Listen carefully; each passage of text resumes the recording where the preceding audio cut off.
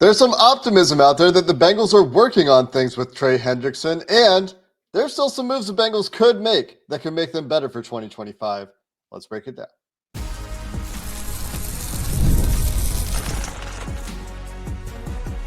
You are Locked On Bengals, your daily Cincinnati Bengals podcast.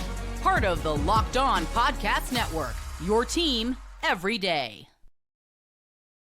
What up, Bengals fans, and welcome to another episode of the Locked On Bengals podcast. I'm your host, Jake Liscow. He's your host, James Rapien, and we are Locked On Bengals on the Locked On Podcast Network, your team every day on YouTube and everywhere you get your podcast. If you're not already subscribed, well, you can hit that subscribe button and join the many everydayer Bengals fans out there who don't miss an episode of Locked On Bengals as we have you covered all offseason long. Today, James, we're going to get started with some rumblings on Trey Hendrickson that people may have heard from national level reporters in the last couple of days, as we're still waiting to see what happens with that situation. We'll also get to some moves that could help the Bengals potentially in 2025. But let's start with Trey Hendrickson in this episode brought to you by Gametime, where you can create an account in the app, use code LOCKEDONNFL to get $20 off your first purchase of tickets. And James, there's some optimism from some national level reporters, at least, when it comes to Trey Hendrickson and the Bengals continuing to work on a deal. Yeah, for sure. Ian Rappaport, the latest to share that optimism and saying he deserves a lot of money. I think his next contract is going to be above $30 million per year. He was talking on the Pat McAfee show. Apparently it was the Ian Rappaport show on Monday. But he said, I know the Bengals are working on it. And let's just start there before we get to the other part of the comment, because I do think that there are parts to this. I would expect that to be there almost so focused right now, because it doesn't feel like we haven't gotten the Jeff Ruby visit experience when it comes to free agency. And we'll get into the veterans coming up that they could still possibly add this offseason. But we haven't got that. And I think a lot of that probably has to do with Trey and the focus on Trey and trying to figure out what Trey needs. Now, I don't think anything is imminent based on what I've heard. That doesn't mean that that's the case. These things can come together so quickly, and there's enough national smoke now that it feels like that this could be the next domino to drop. I'm not sure that it needs to be. If you're the Bengals, you probably have a really good idea of what Trey wants. You have an idea of how you need to make the contract work for 2025 and possibly beyond. But it does feel like this could be the next domino to fall. And by the way, if they did get Trey done, that would be huge. They signed him to a 2-year extension or a 3-year extension. That hasn't changed. Nothing that we've said over the past month or 2 months, nothing's changed. If you can keep Trey Hendrickson, especially now that the high-end pass rushers and edge rushers are off the market that were potentially or were available in free agency, keeping Trey is a must, I would say, if you want to be a championship level defense. And so hopefully they are working on it. Hopefully they are engaging Trey's camp and finding common ground for an agreement, because that would be, I think, an ideal scenario for both sides. At this point, it's just so hard to see how they could use the assets they would get in a potential Trey Hendrickson trade to get better. And maybe you could have made that case 3 weeks ago. And even then, I think it was hard. We talked about it 3 weeks ago. Mm-hmm. And the idea of trading Trey Hendrickson before free agency started and having an additional, $15-16 million in cap space that they could have had if they had traded Trey, plus whatever pick they would have gotten back. Even then, it was hard. It was hard to find the path, and it involved spending on a top-tier free agent that's probably playing in guaranteed money waters that the Bengals don't want to play in for external free agents until we see them do that, of course. Orlando Brown, big exception there. And then hitting on a draft pick. And that's what that looked like. Now, there are still moves, and we're going to get to this, that could help the Bengals in 2025. And there is a bit of a cap bind that is self-imposed that we talked about a couple of days ago here on Locked On Bengals. But it's hard to see how they could use those financial assets to improve the team if they were to trade Trey Hendrickson and get that money off the books. And so at this point, given what has happened in free agency, given the moves they have and haven't made, I think it's pretty hard to make a compelling argument that trading Trey Hendrickson makes you better. The one argument you could make is if you buy the reporting from Jeremy Fowler that indicates that Trey Hendrickson has no intention of playing out his current contract and is willing to sit out. And if you think that that's not going to get done, and you think that you're picking between Trey sitting out or trading Trey, well, then you pick the trade option because there's literally anything there versus literally nothing if he sits out. What did you make of the Fowler report as far as Trey's willingness to sit out the year if they don't get a deal done? This has nothing to do with Jeremy, and I'm saying that because I don't want people to clip it and then be like, oh, well, you think this about Jeremy. It's not, it might be true. I don't know. I don't know if Trey's willing to sit out. I just don't care because it's not going to happen. Like it's not going to happen. Either he's going to get paid here, he's going to get paid somewhere. Like all the posture, like there's just no, I don't really think there's a scenario where he plays on his current deal and it has nothing to do with sitting out. It's just, so I saw that and I was like, okay, nothing to do with the report. It could be accurate. Trey may be prepared to do that, by the way. I have no idea. But I just think he's going to get paid either here or somewhere. And so, I mean, it's March 25th. It's not September 25th. Like the sitting out part, well, it's just so early to go to that realm. Like they may get something done with him in June, or they may get something done with him tonight. But it's highly unlikely to me. Now, as far as deadlines go, I think if you're trading Trey, it's the draft, right? You want it done before the draft so you can use that asset or assets to get better. But I don't really, I'm not even concerned about that Fowler report. What about you? What do you think? I have a hard time putting a ton of stock in it now because of, like you said, the timing that it's early, but it's out there for a reason. Sure. It's out there because somebody wants it to be out there. Now, whether it's an empty threat and posturing and negotiating versus a real, this is what I will do, I think a little bit early there. Fowler's report did continue, and I found it interesting because of what Fowler said versus what Ian Rapoport said. It's been stagnant of late. It's sort of stalled, but they have a couple of months to try to shake this out and get a new deal done. And I think that is certainly a key component here. Mm-hmm. The Bengals, typically this would get done in July, right? Yep. That's where you would usually see this level of contract happen. We got the T and Jamar contracts done in March. That's great. And they have this cap restraint, but Trey's cap hit probably goes up with an extension. This isn't one of those extensions that usually sees a cap number go down. And so there's no cap relief that we could even speculate would come with this extension. I just find it interesting that you got this report that is sort of stalled on one day from Fowler, and then I think the very next day from Rapoport, the I know the Bengals are working on it line. And they may be working on it internally. I that's what in our insiders, if you want to join the Locked On Bengals insiders, join subtext.com/LockedOnBengals. They know this. I sent them a message last week and this week. I don't think that things have heated up. I don't think that things are getting really close where you're going to have the private jet and the picture. Now, maybe that changes. Maybe this happens. Maybe I'm sitting in a Trey Hendrickson news conference on Thursday or Friday. Like it can. But it doesn't feel like, from my point of view, it feels much more like Fowler's describing versus Rapoport. That being said, the other half of that Rapoport kind of discussion on the McAfee show, he said, I know the Bengals are working on it. And then he said, and I know they would like to keep him in the building. They would like to pay him. And I think they would like people to stop saying, why don't the Bengals pay their guys? Because they do. And I think getting Hendrickson done at a money and a value that makes sense for both sides would be a great way for the Bengals to be like, see, the Bengals planned on paying all three. I do think that if that is a motivation to say, see, I don't love that. I think you should want to pay Trey Hendrickson because he led the NFL in sacks and you're trying to win a ring. That's how you say see. It's, hey, see, look at that Lombardi. That's how I would be viewing it if I was at One Paycor Stadium in downtown, and that is the address for those wondering. I would not be like, oh, see, we paid Trey. I'd be like, see, we paid Trey, and look at our Lombardi in February. Yeah. Well, let's dig into that a little bit more. This potential frustration from the Bengals front office that they're airing via Ian Rappaport hosting the Pat McAfee show of all places.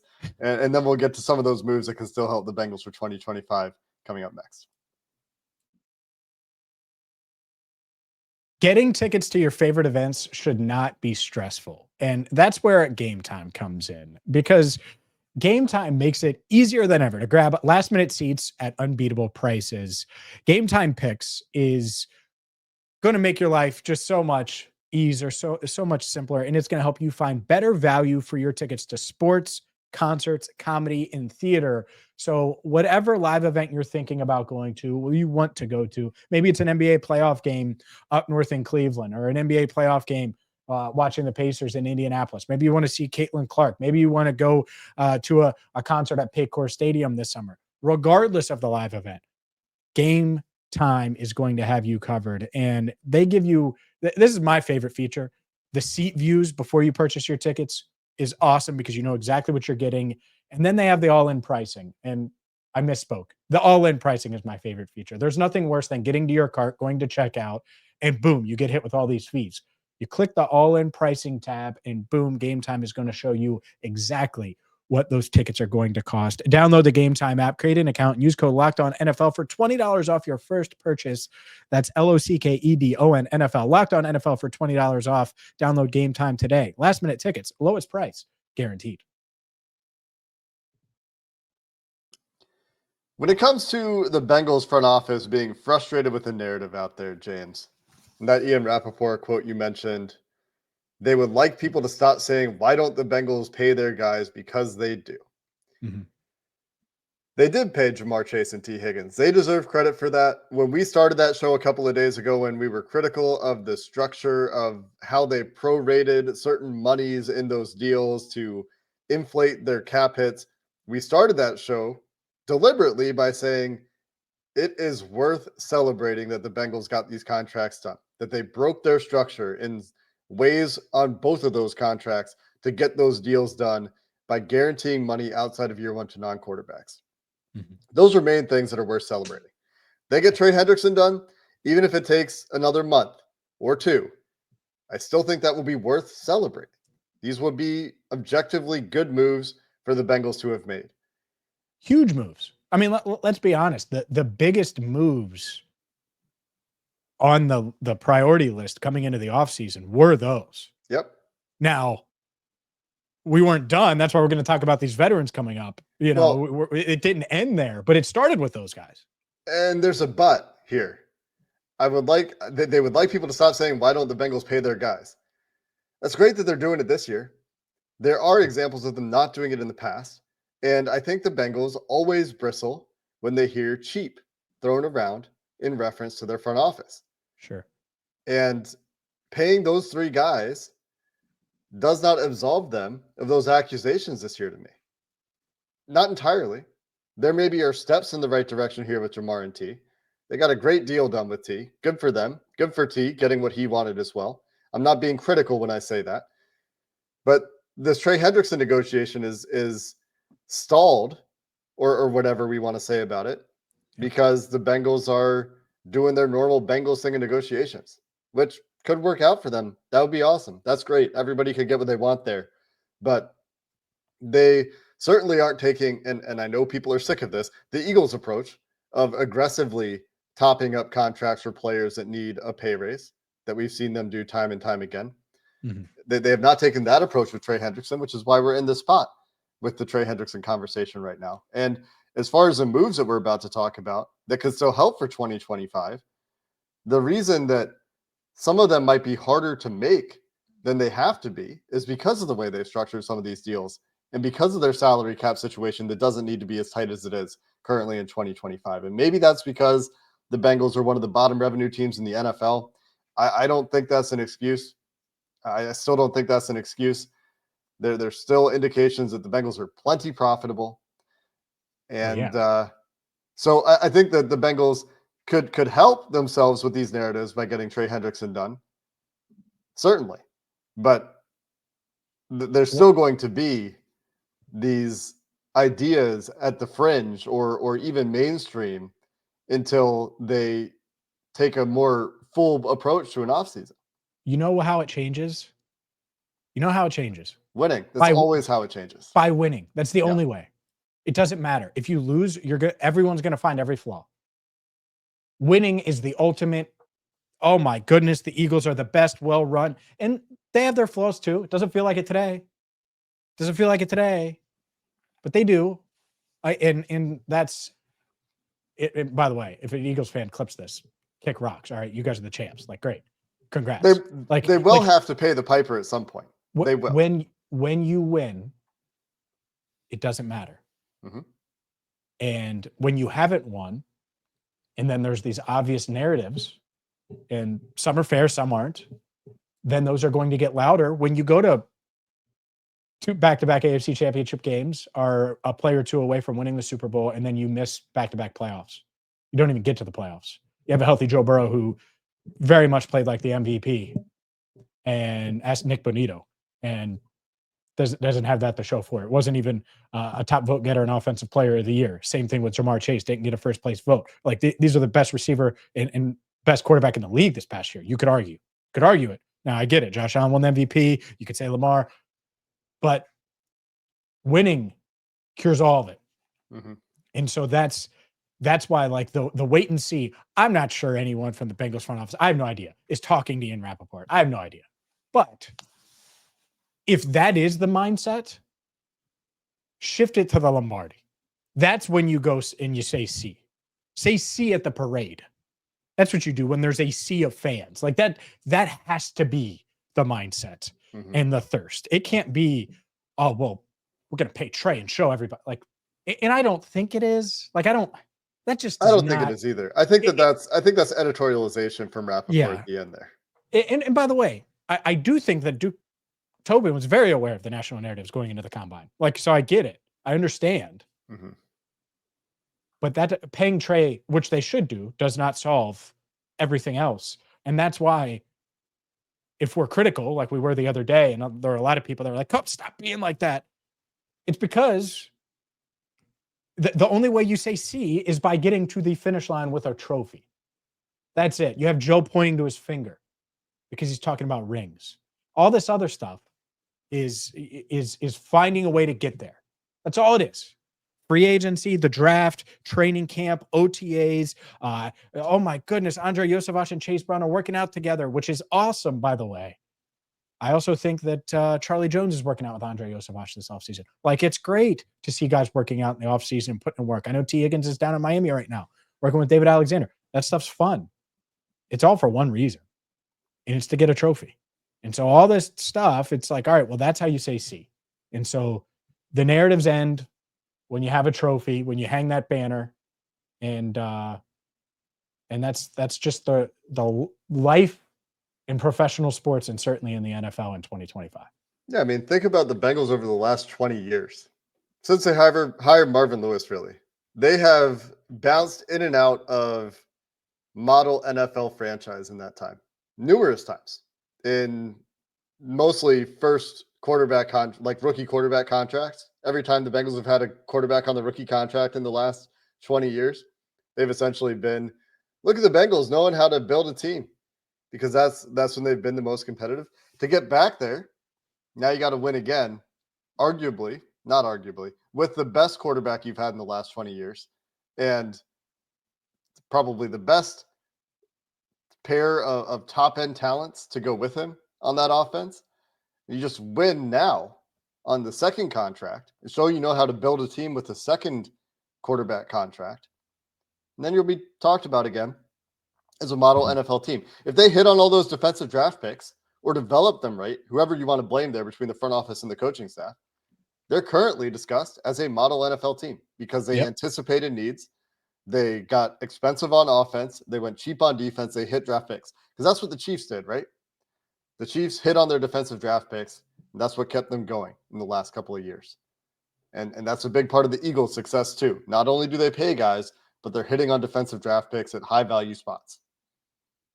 It's hard, but when you do it, you're the model NFL team. And when you don't do it, you're talked about the way the Bengals are talked about this year as disappointing for a couple of years and needing to get back into contention. Speaking of getting back into contention, James, there are still moves out there the Bengals could make if they choose to operate that way that could help the team in 2025. Let's discuss those moves coming up next.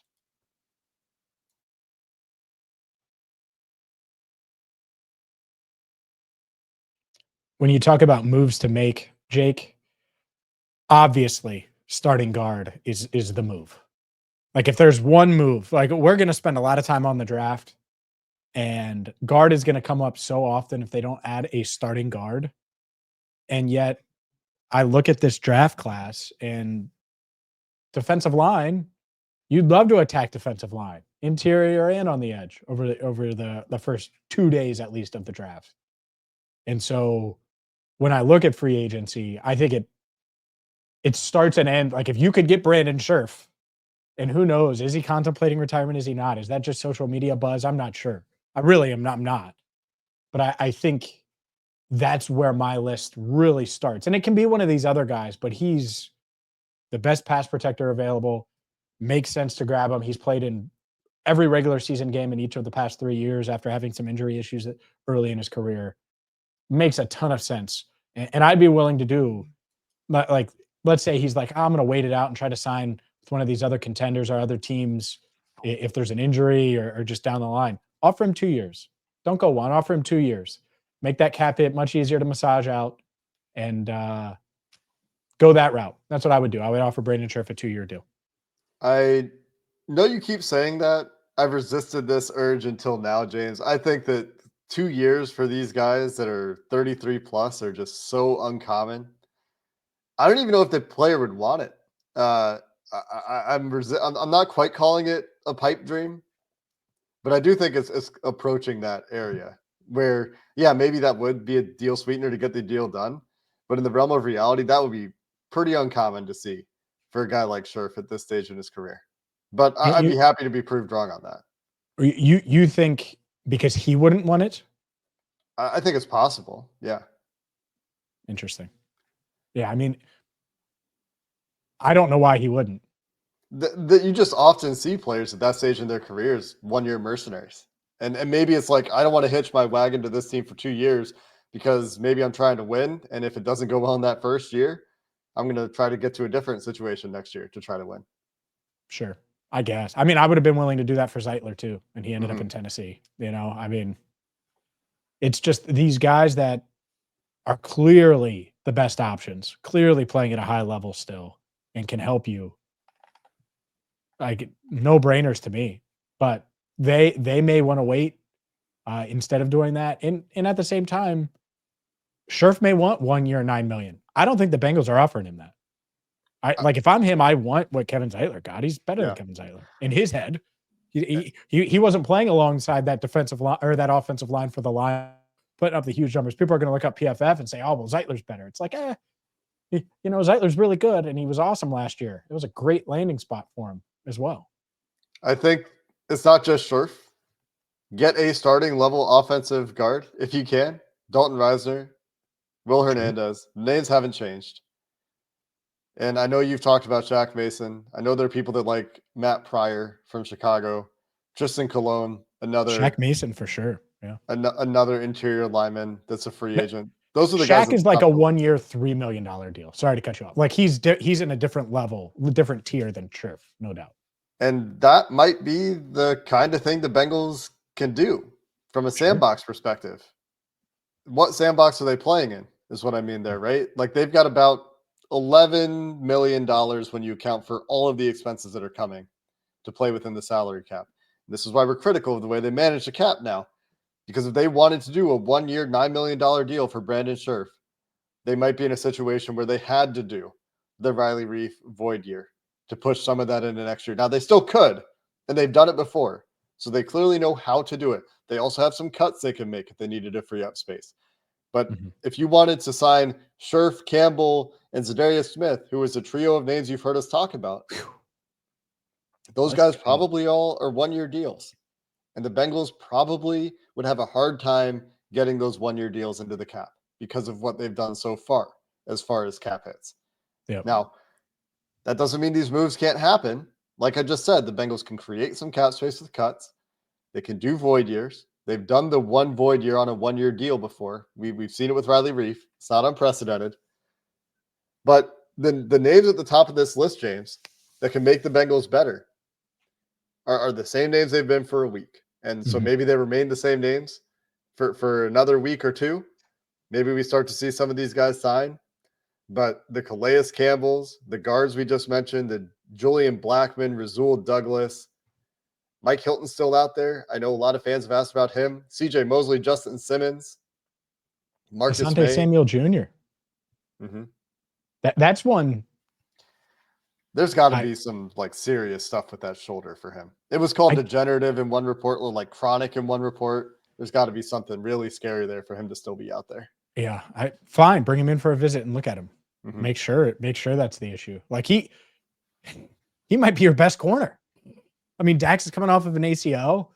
Cam was up and down. Like I think that's another name. You want to talk about a multi-year deal? That would be a fun. I doubt he would. Now that's a guy that would not want one. He wants to prove it and get the hell back to free agency because he's 25 years old. Probably.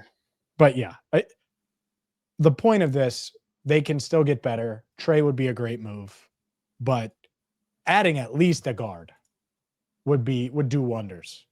And I do get at this stage, you brought back BJ Hill, you got your nose tackle. Like if you want to go into the draft and see how it shakes out, fine. Would I have approached it differently? Sure. But it feels like that's their mindset is, hey, we can add true game changers on the defensive front in this draft. Fine. But if you're looking for plug and play starting guards and that's tough. So at least get one of these veterans. You know who else is still out there, James, who we haven't talked about that I can't quit as a player is Mo Alley Cox, tight end from Indianapolis. I'd be shocked. But yeah, I would too. He's turning 32 in September. Big guy. He's a bigger frame tight end, blocking kind of tight end, but he's a little bit better as a receiver, in my opinion, than Drew Sample. He's like a bit of a souped up version of Drew Sample. He's not giving you a ton in the receiving game. He's not. But as far as that Eric All role that we've talked about, he could do some of that at a less dynamic level as a receiver, but probably at a higher level than you would get from Drew Sample if you wanted another player like that. And I know they have Cam Grandy on the roster too. I wonder. I can't quit it. If I'm Mo Alley Cox, see, and this is the other element here. It's good that you brought it up. Some of these veterans may wait until after the draft. And if you're Mo Alley Cox, I think signing with the Bengals makes a ton of sense. But if they also draft a tight end, then it probably doesn't. And they could draft a tight end. And I'm sure they're not going to say, hey, we'll sign you, Mo, but we're not taking a tight end now. Like, I don't think that they would approach it that way. So, but no, it's a good name. And he would be someone May 1, if he's still there. Like I'd be open to it now, of course, but May 1, if he's still there, I think that's when he could potentially sign, unless he just goes back to Indianapolis or something. But they may be in on Tyler Warren. That's a very real thing. Colston Loveland as well. They could be in on those two. At least I didn't mention Mercedes Lewis again. Oh man. He's older than Calais Campbell. 41. Yeah. I would. Mercedes Lewis can still do it. Would still do it. Anyway, would love to see the Bengals make one of these moves. Kind of my thought for the last week or so, James, has been get a guard and upgrade literally any spot on the defense. Like pick a spot. I don't care which one. Well, that's why I mentioned Asante Samuel Jr. too. Just like if they're worried about age for some of these guys, like Stephon Gilmore is just hanging out there. Rasul Douglas, the other corner name. Yeah. Just pick a spot. Pick a spot. Justin Simmons. Guess who his agent is? David Mulligetta. Get another 1 year done with David Mulligetta, baby. Yeah, sure. Put that bridge together. Boom. Let us know which move you would like to see the Bengals make besides a guard, because I think everybody's in agreement there. What's the next move you would like to see the Bengals make? Is it Maurice Hurst on a training camp kind of deal? 164 snaps last year. I can't quit him either. I can't quit that man at all. Am I seeing right that Tyler Boyd is still out there? Yeah. Oh, you are. Yes. Is Tyler Boyd coming back for slot receiver too? Look at you. Just giving the people ideas for the comments. Let us know in the comments Until next time, thanks for listening to this episode of the Locked On Bengals podcast. Hoo day, and have a good one.